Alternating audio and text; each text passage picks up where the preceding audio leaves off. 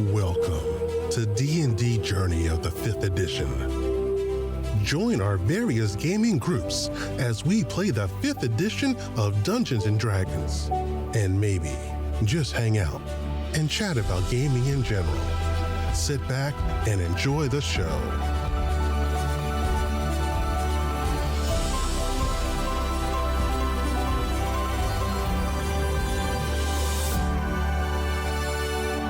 Hi, this is Kelly, aka Trixie from Ragnarok and Roll, assigned to Ragnarok Story, and Tilda Wimblewick from D&D Journey of the 5th edition. First off, I would just like to say thank you to everyone for listening to our varied adventures, as well as for rating us on iTunes and rpgpodcast.com. If you haven't rated us yet, we would greatly appreciate it if you could. And if you're looking for more ways to support our efforts, we are now on Patreon, a great site where you can help us continue making more podcasts, as well as some special surprises for our patrons. If you can, please look us up at www.patreon.com/cppn. Every little bit helps. And again, thank you for listening. So you guys had made it back to the Five Fingers. Home sweet home. You've had a few weeks to recover and recoup. Oops. And cough. I love how she takes that exact moment to cough after being not coughing the whole time. As the winds have changed in the Five Fingers and the summer season has given way to the fall, as the cool northern breezes shoots through, which is obviously why Boomhowler's making, off with some friends that are heading south for the upcoming winter. Everyone in the Five Fingers gets ready for the fall season. And then unfortunately for the world in general, the most feared season of them all is coming up, to where you start to notice at night the streets are getting emptier and the revelers that are partying in the bars are getting extremely loud to ward off any evil feelings. For the season of GrymHallow is upon you. The season when the Grimkin come from their world to our world.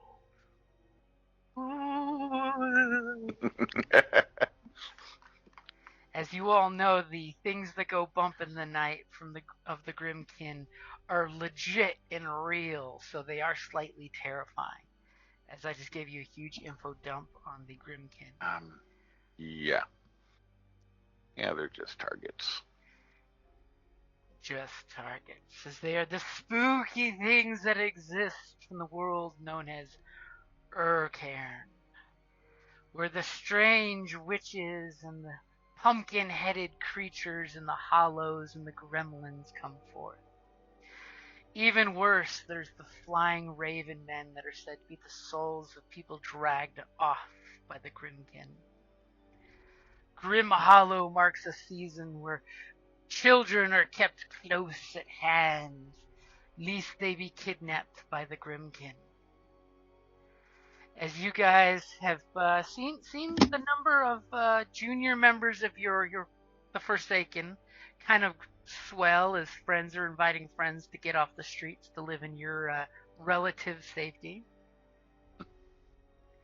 Is there any special projects y'all been up to in the time between getting back and now? Well, there ain't no such thing as free lunch, so we'll probably put work around the place, tidying, fixing, that type of stuff, if our forces are swelling. If you want gruel, you're gonna clean up for it. Pick up that broom. Here, drink this for me. You're experimenting on Just children. kidding. Wow. I was kidding.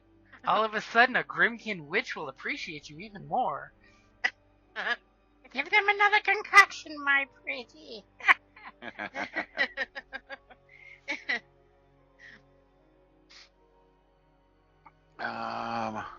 as your delicious new street rats that have joined the fold are learning that they're sweeping the same pile of dust to different rooms and locations, so the next kid can sweep the pile to a different room or location.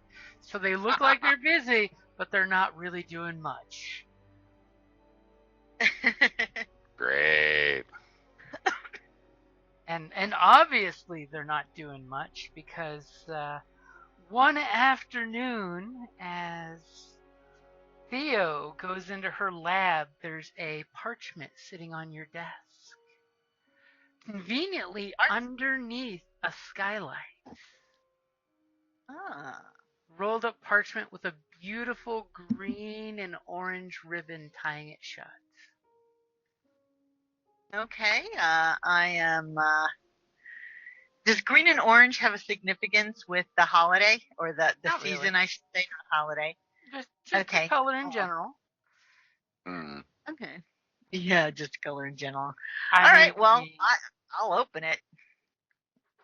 Okay, and you immediately agents of the Forsaken, you are cordially invited for a peerless trial of your skills. We seek to hire your abilities and specialties in recovering of a unsaid item. Please meet us at the Quill and Raven Tavern no later than, and it gives basically tomorrow's date, and no later than midnight. From sunset to midnight. Okay, so is it just inviting me, or is it inviting Agents of the it's an Forsaken. agent of You the are Forsaken? it's at Agent Big Flourish. Oh, okay. Someone with beautiful penmanship wrote this. Okay. All right, because I was like, wait a minute. Okay.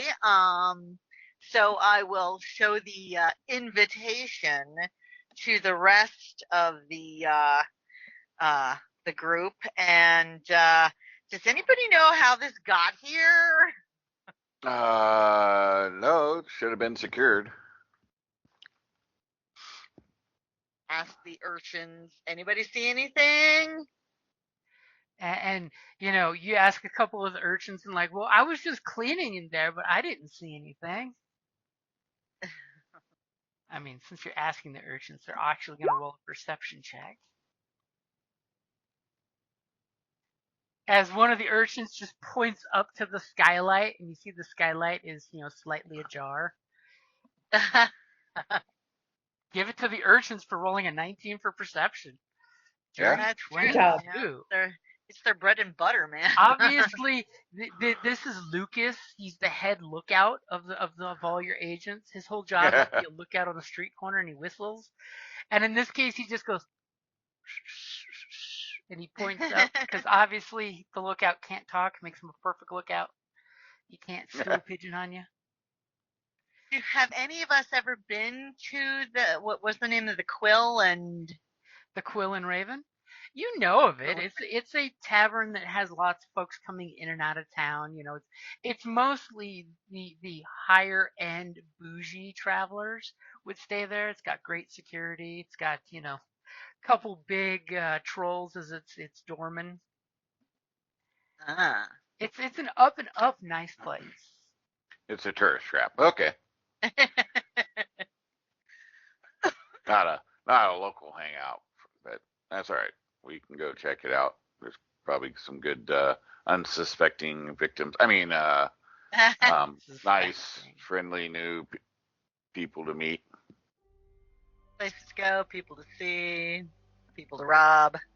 And then as you're talking with them, another one of the street kids comes in because, the sun's not set yet. He's diddly bopping in, and you totally see, give me a perception check.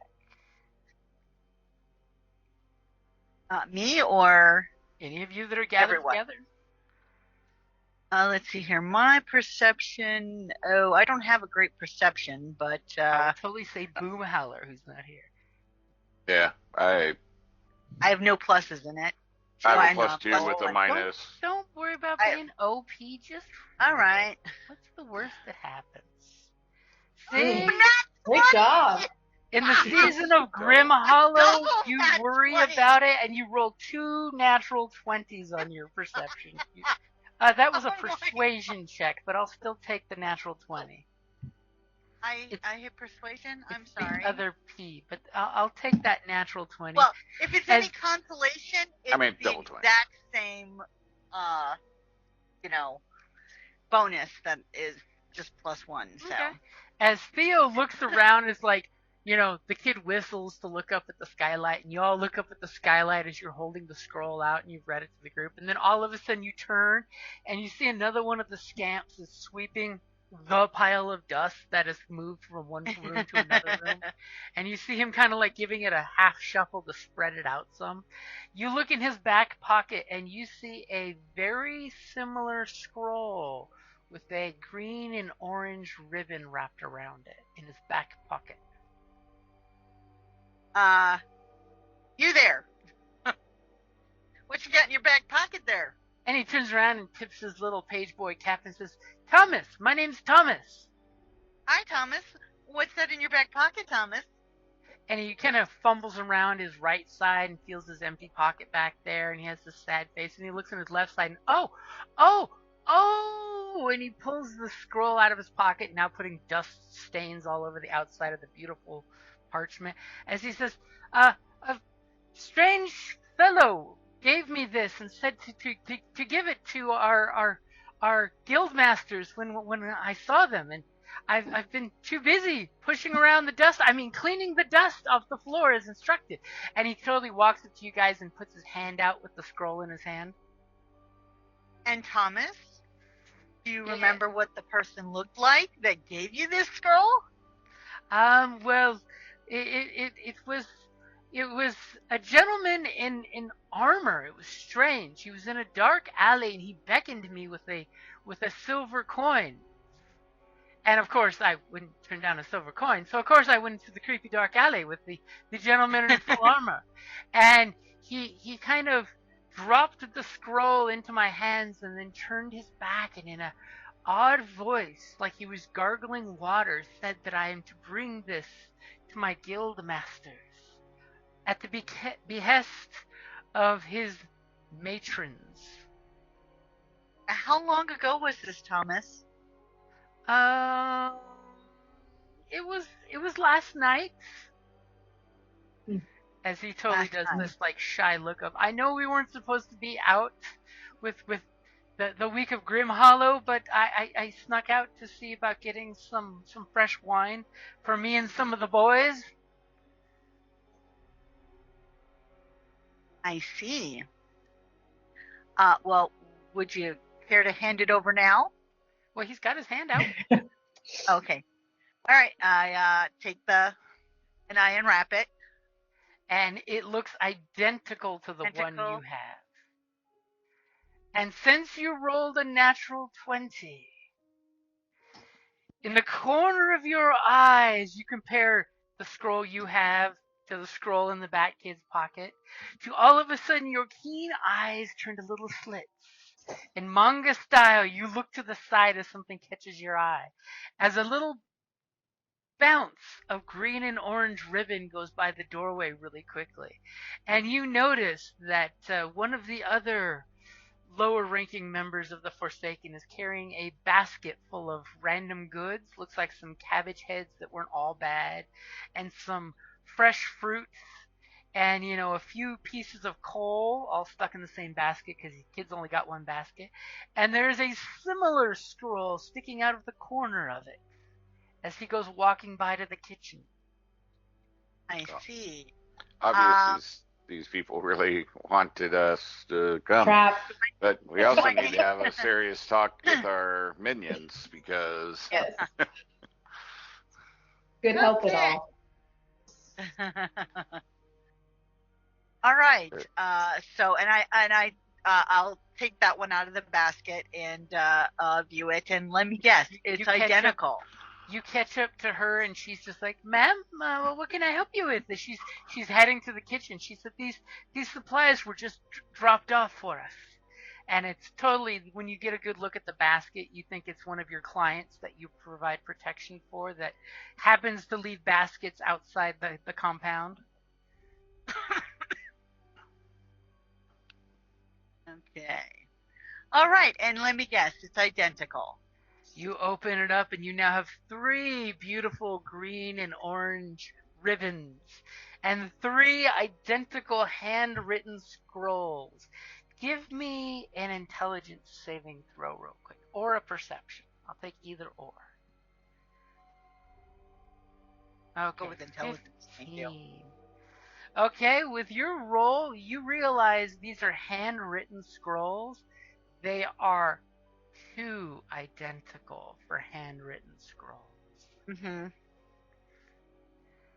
Yes. I mean, it almost reminds you of the fabled printing press, but the ink is definitely handwritten because there's even some speckles at the end of the letter, like a normal pen writer would leave. Well, someone very much wants our attention. Yeah. How far away is the It's Quill and Raven? it's only like an hour's walk away. It's not too far. What was the time of summoning between what? Between noon sunset or midnight? and midnight. You know, when Just- most people aren't really out on the street except for the poor guard, you know, the town guards, who seem Yeah. to have, like, put out burn barrels at the spots they're camping out, and they're staying in numbers of 5 or more. Uh-huh. And Not they're that they're superstitious, but they're staying in groups of 5 or more and not really leaving the circle of fires. Because it's Probably a GrymHallow. good idea. And what time is it now? It's like 4 in the afternoon. Beautiful, sunny, couple clouds.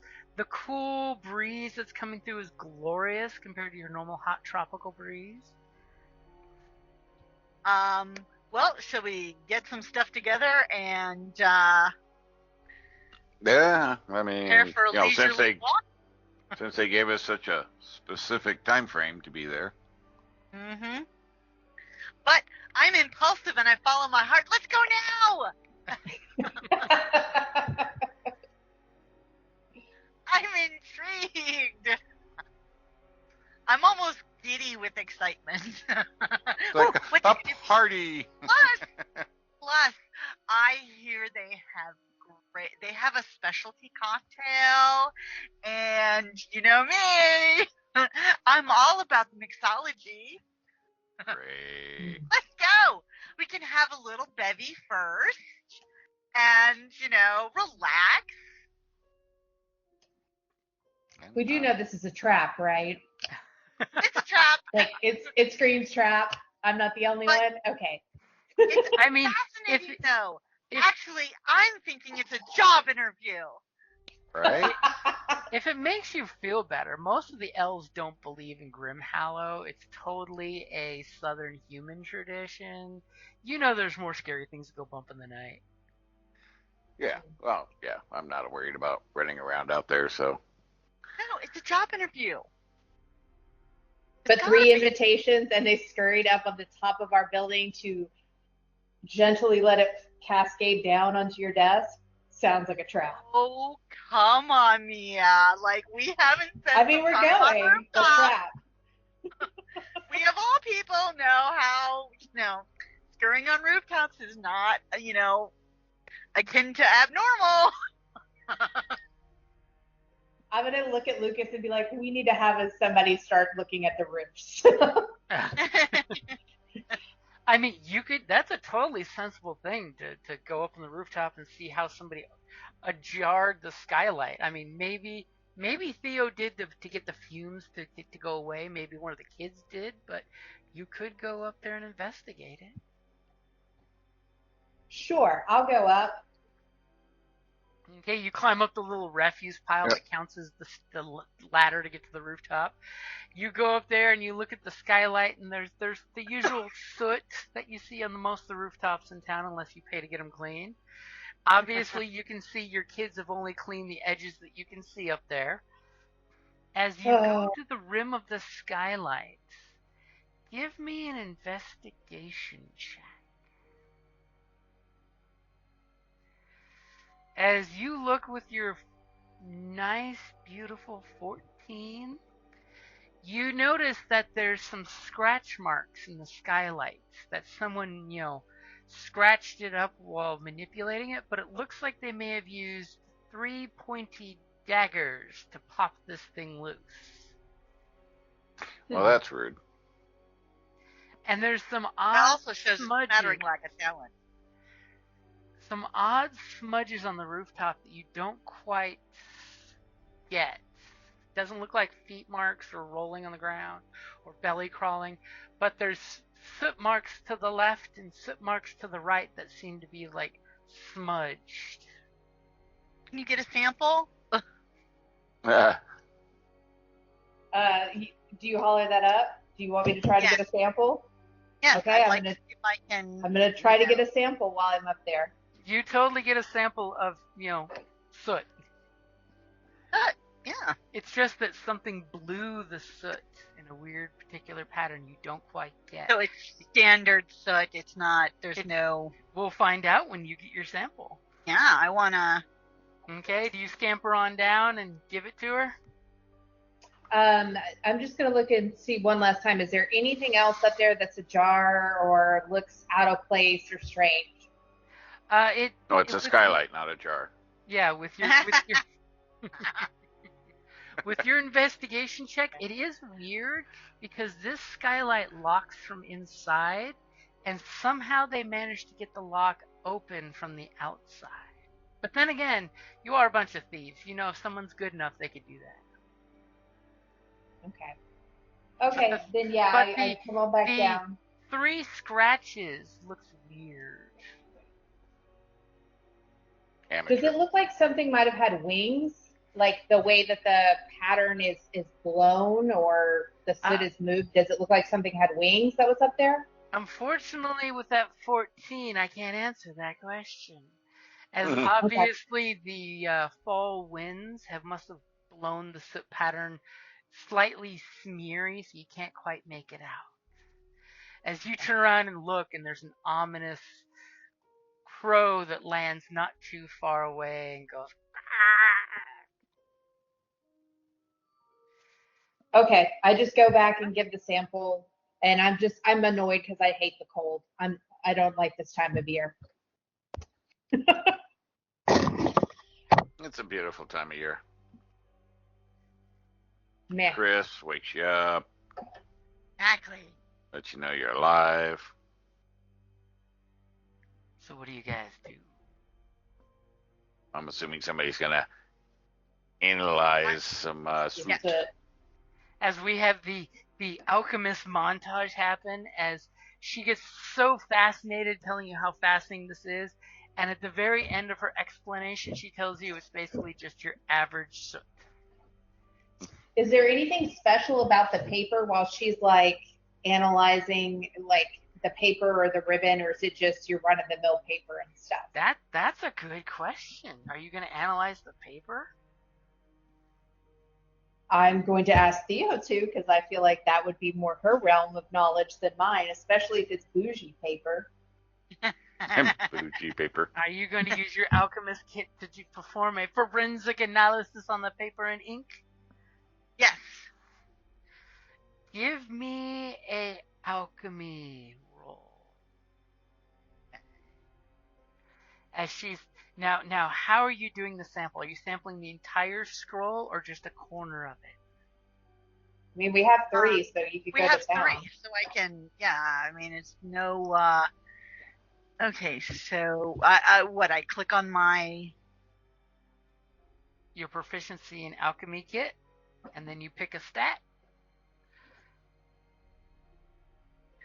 Okay, intel. How do I tell it which? There should be like an OK button or a drop down. It says query attribute. Oh, yep. I see. So, okay. So click that to give it an attribute. All right. Are you ready? Character launched in the damn character main, sir. When I came Fantastic. Nice. 24 with your alchemy kit, as you basically have researched this, that it is very expensive paper. Mm-hmm. And it is definitely Did it cinch? an organic paper. As you know, you basically do this beautiful analysis of it. You know it's this paper made of this special rare birch, and the ink is apparently of like the most highest expensive quality. And the second she finishes the analysis on the paper, where you see the watermark where she tested it, the watermark starts to like swirl. And all of a sudden, a purple flame pops out of where she tested the paper. And there's this screechy sound as the scroll is instantly emulated with this purple fire and leaves nothing but a powder ash behind. Which your alchemist friend can totally point out. Burning paper leaves sooty ash, not powdery ash. Well, whoever our friend is, they apparently got lots of money to spend, so, we can maybe work that and get a good paid off this job. Mm-hmm. Big What trap. time of day is it? Big trap. It's still like 4 or 5 o'clock in the afternoon. Thankfully, it doesn't get dark until after 6:30.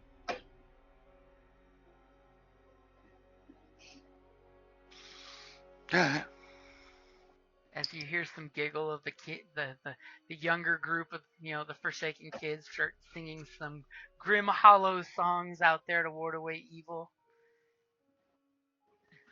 I'll prep and clean my stuff up and get ready for our visit. Likewise, I'm going to go get Gunny ready because I'm taking Gunny because since I feel this is a trap, I'm going to take him. And I'm going to let Lucas know that I'm leaving behind Cinder. And if anything happens to that Cortex, I will skin him alive. as all of a sudden you're like, chastising them, and some of the younger, young kids, we're talking the ones that can't really be put to work. You hear one scream, "The glamour imp will get you! The glamour imp will get you!" I am the glamour They go kid. running off. Kids. Actually, you probably ought to have Gidrick take care of Cinder, our dwarven quartermaster. Fantastic. I like that plan too. The When did we get a response. daycare, guys? One of our, I know, somebody with some, intelligence and responsibility. Okay. Yeah. I mean, those kids are He is a pretty quartermaster, smart all. pushing around the dirt pile. I'm just saying. Yeah, I'll give him something to push around. My least favorite time of year. Everybody's all nice to these kids. We got a daycare in here. I just want them all gone. Hey, on the plus side, some of your supporters are donating extra food because you're taking in the younglings. Oh. They learn well and they do well on the street, so they're actually quite advantageous. The cabbage merchant knows that if you're taking them in, they're not stealing his cabbages, so you might as well donate the second-hand cabbages. Because, of course, the kids will steal the good ones.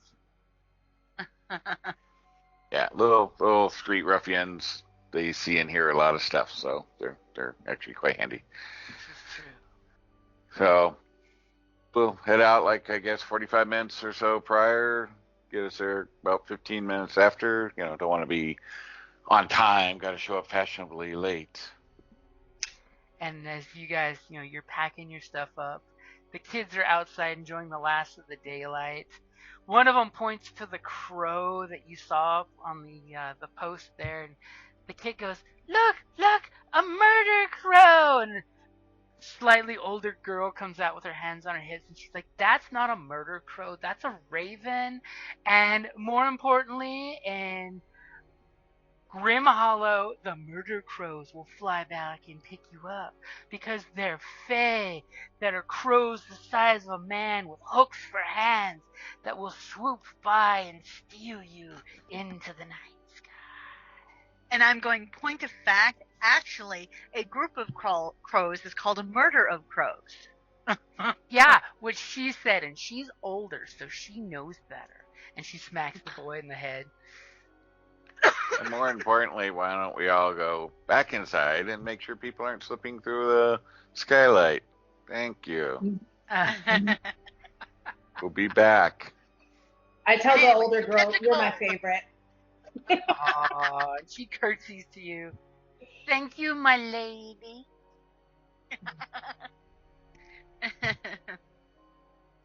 As you know, you totally hear one of the older members of the crew totally talking about food is on, and the kids come running because they're kids. Uh-huh.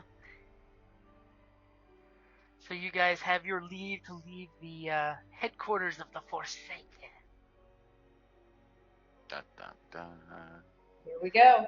You guys go out. The city streets are as they normally are, but they're a lot less busy. You know, the merchants are kind of packing up early. Normally, you're used to them packing up like an hour before sunset, unless it's the all-night markets.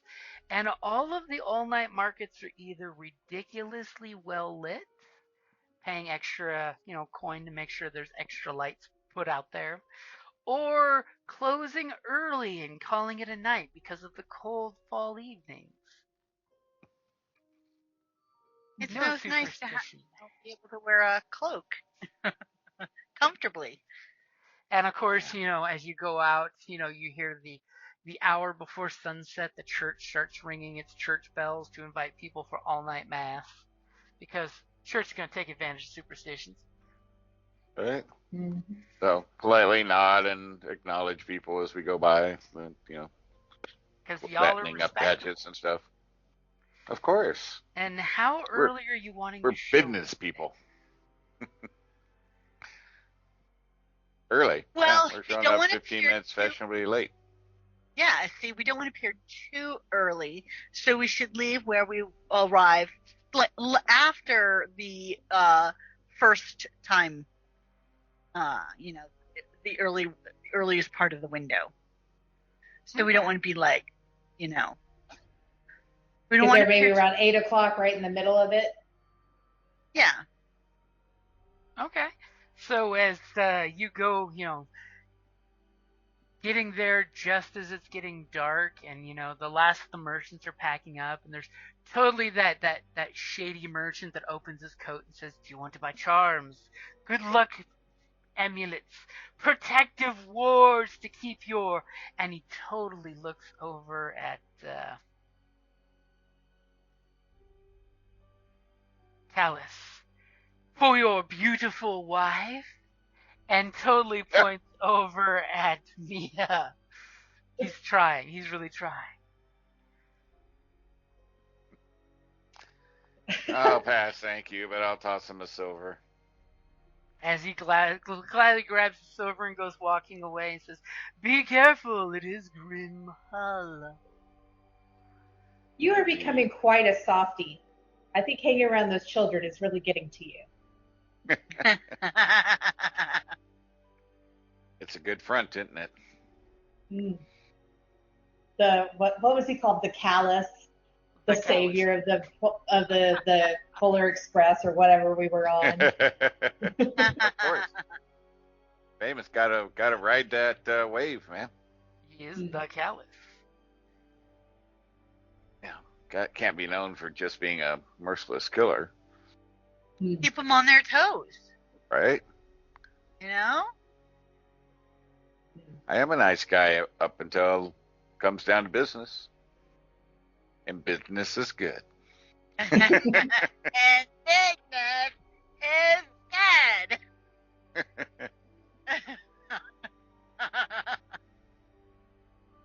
Name that movie.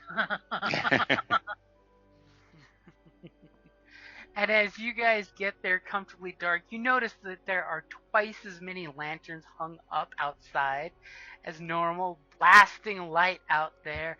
And there's a respectable-looking doorman there that totally, sees you coming and you have the body language of heading towards the door. He gladly welcomes you and says, "May you have nothing but good cheer and fellowship, regardless of the holiday." And he opens the door for you guys. Very nice. You Thank you. conveniently see, two gentlemen coming out, putting their long coats on, and, they happen to be members of the watch. As one of them says, you totally hear them whisper under their breath of, "I'm telling you, mate, we don't go to houses of ill repute to bust them, to pay them, or to service them during GrymHallow. That's when the slaughterhouses get you and the imps take your soul to Unteren." As, I've totally dusted as much culture as I can on you. As they come out laughing at each other because they've had drinks, and says, "But still, One-Eyed Petunia said she'd give us a 2-for-1 special tonight." I just kind of scoff at them as they walk by. As you come in, and there's a pleasant-looking young lady. You can't tell if she's elven or human because she's got some headgear on, but you're pretty sure she's either really pretty human or pretty short elf. As she offers to take your cloaks or coats, now that people are wearing their cloaks and coat season. Yeah. Maintain I'm fine, mine. thank you. No, thank you. And she gladly asks, "Are you here to rent a room, dine at the dining facility, or go to the bar?" We're going to go to the bar for now. Thank you. And she politely gestures to the 3 doors. Basically one goes, to the bar, and she gestures to it. As you see, there's a nice, decent crowd of like 20, 30 people politely sipping, mostly neat drinks. It's not a rowdy tavern place, as there's some quiet instrumental music being played.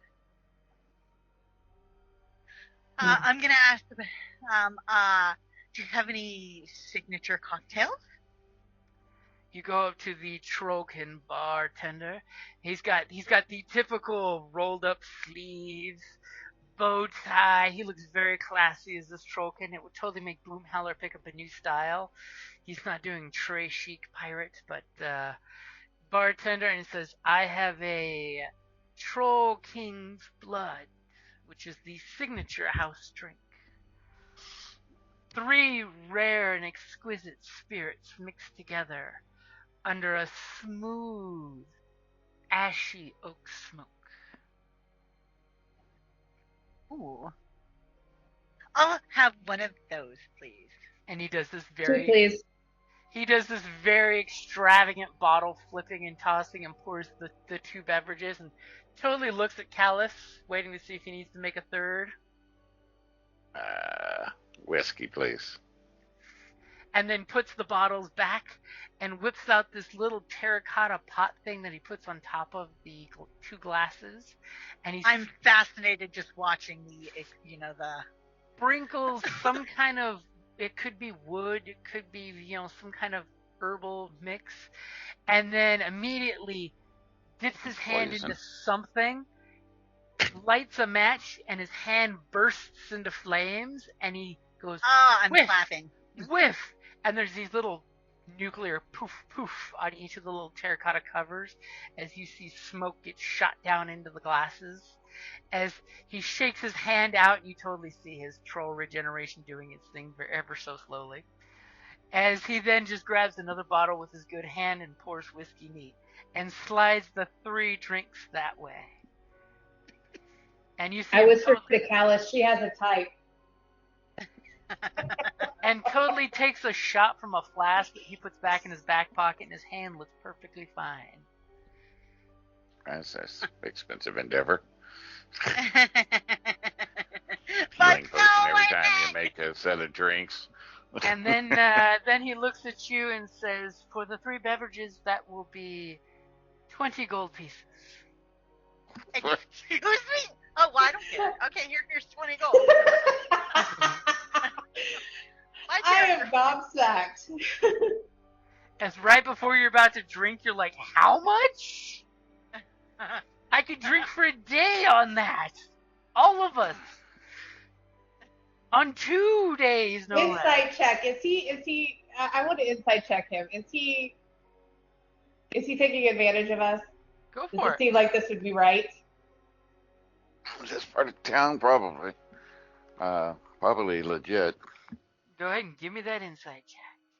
18. He seems completely serious, like this is regular everyday business.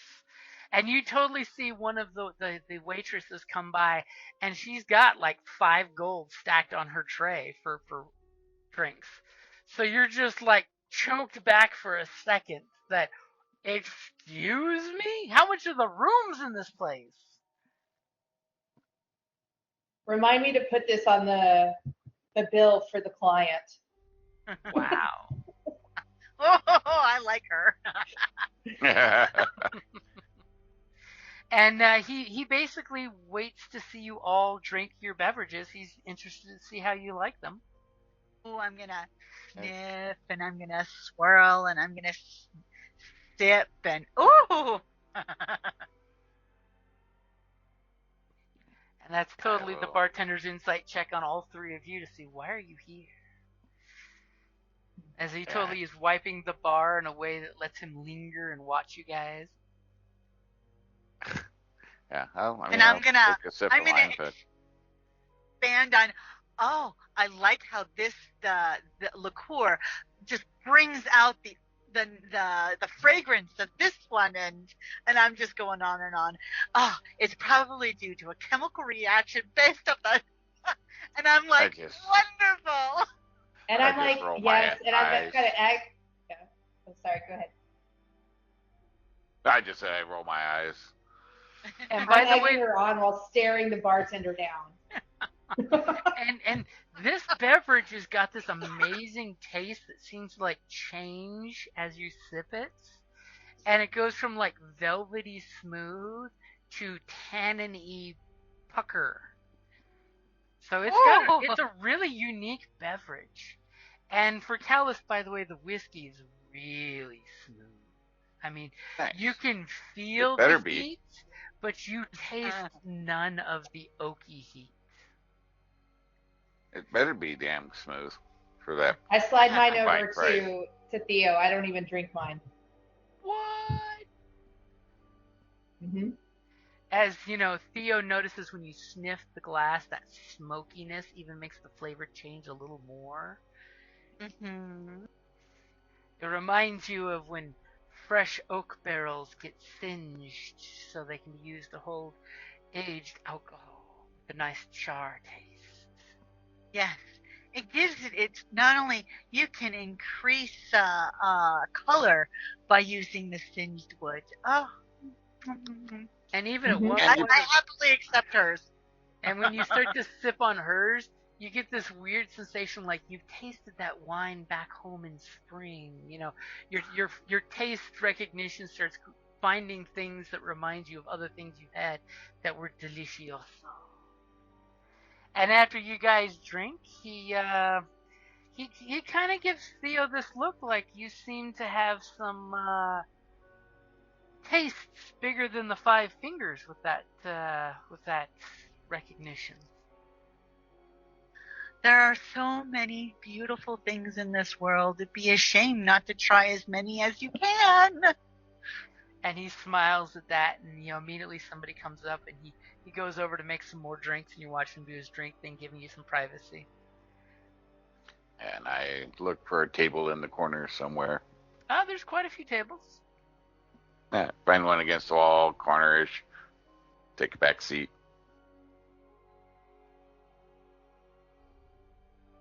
Is there a bard playing? There's not a bar. There's a person playing a fancy contraption musical instrument. It's basically a harpsichord. Excellent. I'm going to go up and ask for an old Hungarian like folk song kind of thing. That dreadful music. As the performance person looks at you and says, "I can only play the harpsichord. I don't actually sing. I'm sorry." But No, I just want the music. Yes, she wants to bring the whole place down. As immediately, he like pulls some punch cards out of his harpsichord and puts some new punch cards in and starts to play the device, and it starts to play some folky sounding song. That could actually be one of the main reasons the war started. Good thing the performer doesn't know the songs, because it's some like traditional revolutionary song that talks about doing this and doing that to the nobles and putting them in a stew pot on a cold winter's night. Oh, well, that I witnessed. Mm-hmm. Well, that's what he has. Good thing he doesn't have words to it. It's just the music. Yes.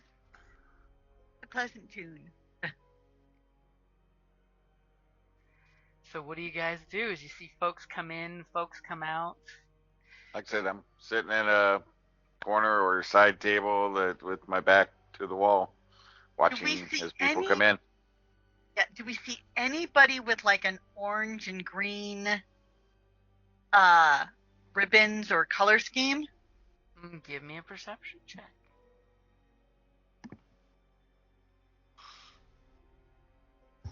Can I assist her? You can totally assist her to give her that 11 out of 11 rather than the 8. As you guys are looking, are you guys, by the way, at any point pulling out the scroll and or ribbons? I didn't hear anyone say they were brandishing them, so I figured I'd just... I didn't brandish them. I mean, it's Okay. like... Throw it out on the table. What the hell? I'll pull it out and see.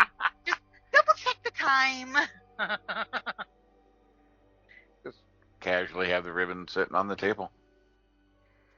Okay, you put the scroll out on the table, and one of the serving gals after a while comes over and says, excuse me, are you here to meet someone?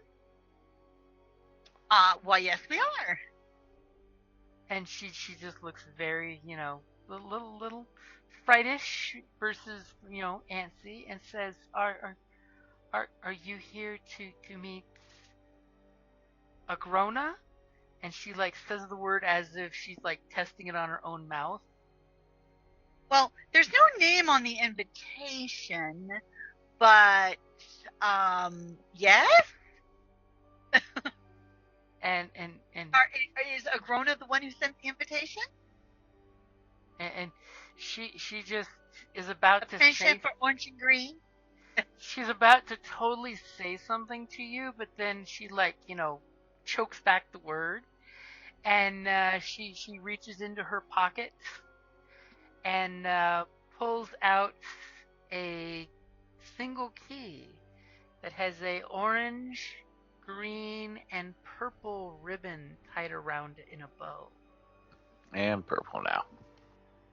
And she tries to say something but chokes back the words, like not purposely choking back the words, but like almost oddly chokes back the words, like she has. Are you okay, dear? A cough. Like she's magicked? I don't know. Somebody give me an Arcana check. Okay. As she slides Oh. down, it could be that she's magicked, or she's allergic, or she's scared. And she slides the key to the center of the table near the parchment and says, "Room 13." And I'll snatch the key. Thank you very much. As she coughs, and one of the drinks, she has a shot of something on the tray that she like immediately snatches off her tray and shotguns the shot and puts it back on there, and then takes a slow sip of some wine glass and goes back to the bar and dismisses herself. She's a little upset. And the bartender totally looks at her running off and looks at you guys and does the head tilt. Like, what did you do to my server? Just ignore him, and I'll down the remaining of my shot. I've been sipping it at this point. All right. Well, I guess it's room 13 then.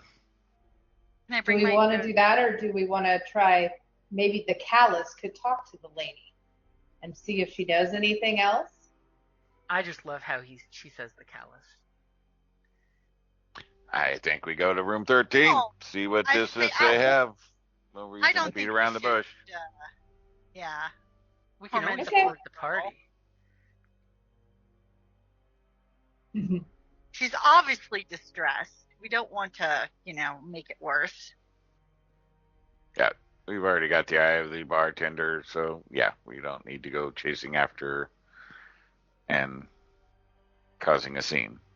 And as you guys are talking to each other, he stops giving you the stink eye and goes back to remake those 2 drinks on the tray. So that way her tray of 4 drinks is full whenever she gets back. And there's clearly a sign in beautiful scrollwork that points to either the lifts or the stairs, because the rooms start on the 2nd floor. Oh, let's take the stairs. Yeah. I get up and head that way. Okay, somebody give me an intelligence check real quick. I'll do it. That was decisive. It was. Okay. Clearly, you notice immediately, and you point out to your colleagues, the sign says floor 1, rooms 1 through 12. Floor 2, rooms 21 through 22. Rooms, floor 3, 31. There's no 13. Not according to the sign.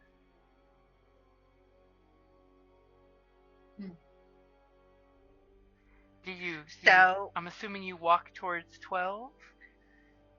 Yes. Sure. Then I grab a hold of pull the key out, and hold on to it. You go to where it shows room 11, room 12, and there's a door 13. Looks identical to 12 and 11. Well, they gave us the key, but would it be polite to knock? And there is a do not disturb sign hanging off the door knocker. Oh, okay. Key to me is invitation to walk on in. We don't want to check for traps? Nope. Okay. They go through all this to bring us here. This kind of money, Okay. Callus is like they would shoot And me in an if there was alley a trap, to kill me. yeah. I mean, they were already in our abode, so if they wanted harm, so plus the key opens the door, so that would negate a trap. I make a motion for him to go first. I got the key. I put key. the key in and open it, and Okay, just like And, every other door, you put the key in, it gives a resounding click when you open it. Door opens, you see there's the immediate inside the room, there's a, looks like, you've got that little foyer when you first walk in. You see a row of, it looks like 6 different steamer chest-sized chests. All of them have a beautiful bright purple hue stain on the leather on each of these chests. They're all stacked up. One's slightly open so you can clearly see it's empty. Well, the others must be all over payment. There's a little umbrella pail that's got a pair of canes and a pair of umbrellas sitting in it. This time of year, it makes perfect sense for that. You never know when the rains are going to come or not. And then you see another door. Nice slight interior door. This way people can be greeted if they wanted at this room, or whoever's getting naked in the next room doesn't get disturbed. Like, hello! Or use it as storage. I'll head to the other door if there's nobody in here. Okay. Regular interior door. Are you just going to open it, or are you going to do anything else? Knock.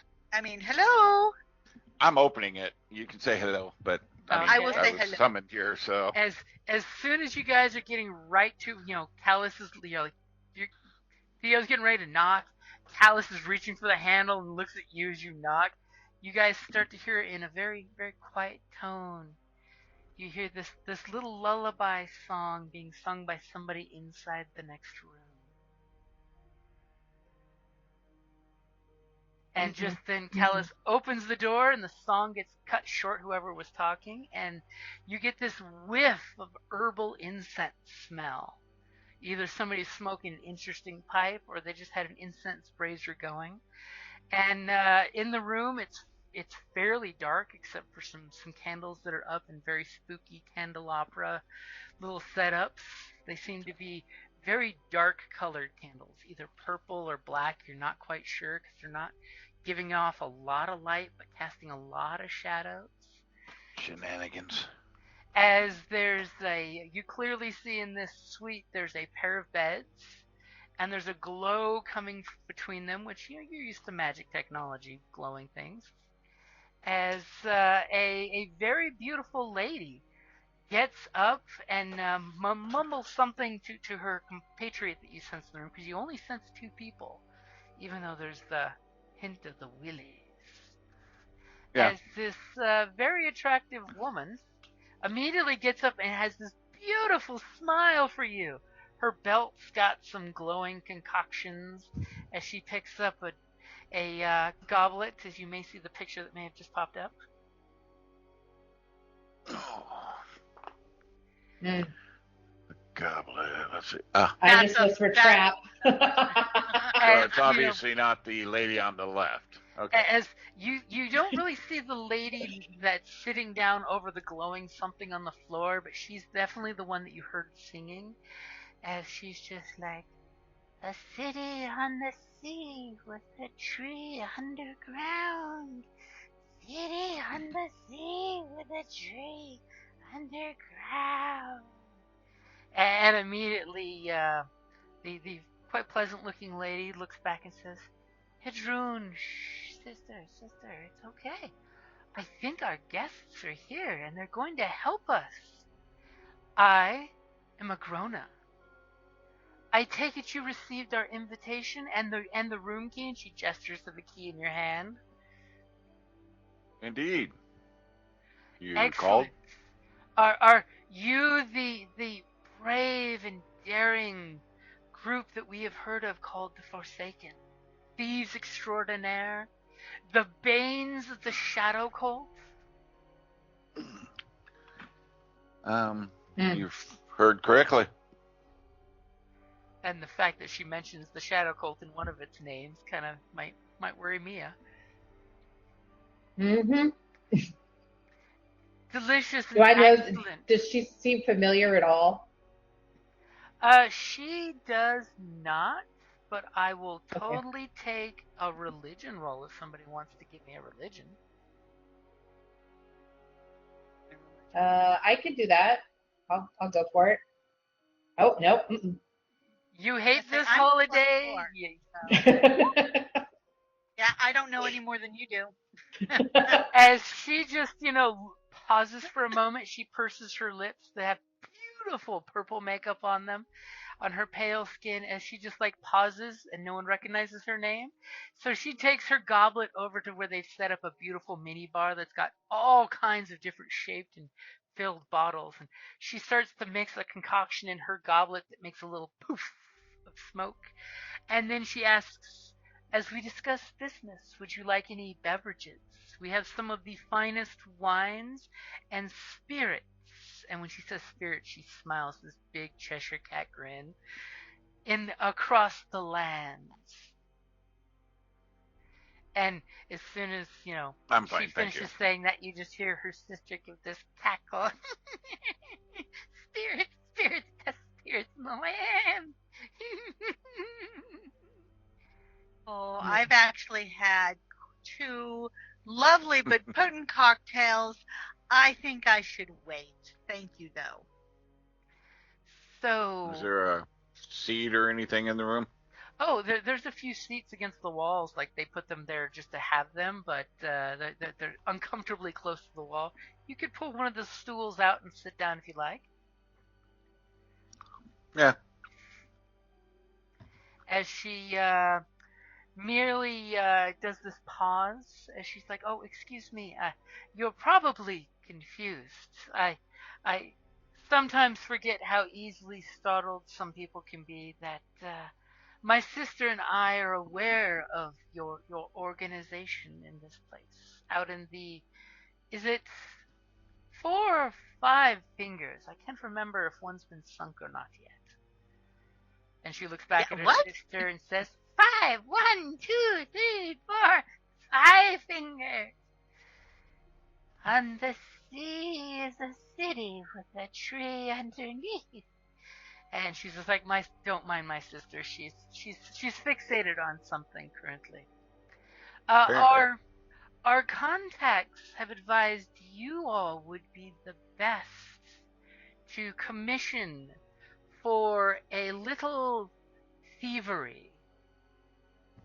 We have agents of our own, of course, but there are certain precautions that have been taking place so that my sister and I are unable to take care of this personally. Would you be willing to burgle something for us? Depends on what and where.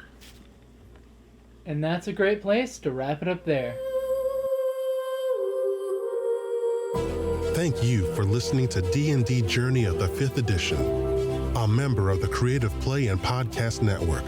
Please follow us on Patreon at patreon.com/CPPN to never miss a show or stream.